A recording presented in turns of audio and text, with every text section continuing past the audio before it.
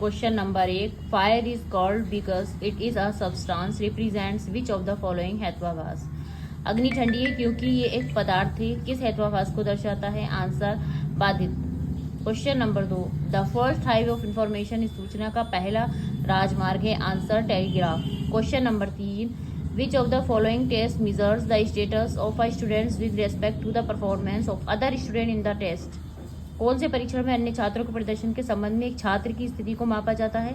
Answer norm reference evaluation, सामान्य संदर्भित मूल्यांकन। Question number 4, in phenomenological research events are described. घटनात्मक अनुसंधान में घटनाओं को वर्णित किया जाता है as it actually lived by individual, चूंकि इन्हें वास्तव में व्यक्ति द्वारा जिया जाता है।